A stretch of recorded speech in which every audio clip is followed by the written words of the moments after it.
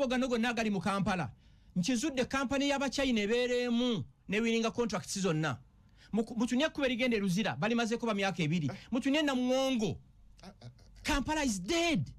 ontegera ndowooza na Muwongo osanga abasajja balina katiyo kamu oyinza okugamba nti Kampala lutalo lwe Syria kubanga ndabye images ezive Syria Kampala bwakola ki bwaliri tunuye nakasere bisasiro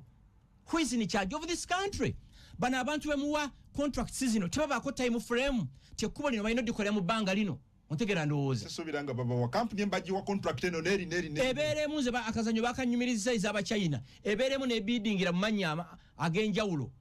kati ne wesanga nga company emu efunye contracts 7 bu tractor ku Mande ne bubeera ku Namuwongo ku Lwokusatu ne bubeera ku Lweruzira ku Lwomukaga ne bubeera awalala Olia kati bwo byogera bino Gashumba avumirira government yene kyadebe mbavumirira musasula ki do I work for government no ntovumirira government hati bebagamba do I work for government no the city spokesperson wa government yeno no zo mutu yeka gwenjogera aliyomu jeno muhozi kaine rugaba yeka so tebagalo genda ku kitufu ekigera maaso mu gwanga ekitufu bwenkiraba wonkyogera bebageza ko kuzimba ikisawe ky'entebe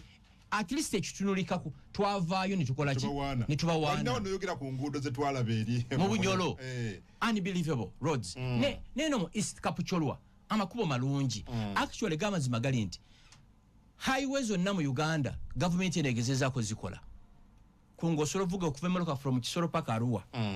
osolovuga emoloka okuva Kweni paka Kalisizo nayo batanso dikola ontegera ndowooza kyekyo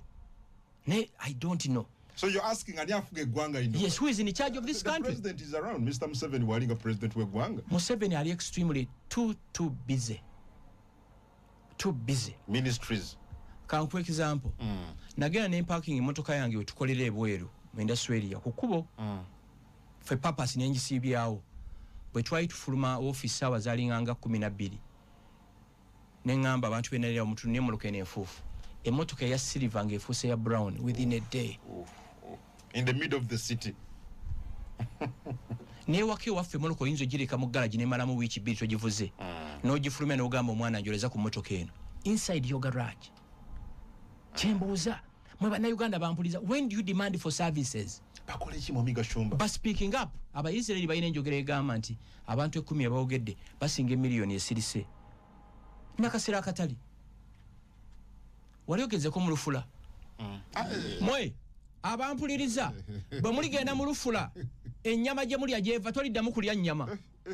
bwe muligenda mu Lufula ennyama yamwe gye mulya toliddamu kulya nnyama wano mu Kampala mu Lufula gende nakasero wano Kasasiro atabaganye n'emiyembe gye mulya nzera muwala wange akero gula ebintu mu katale every Friday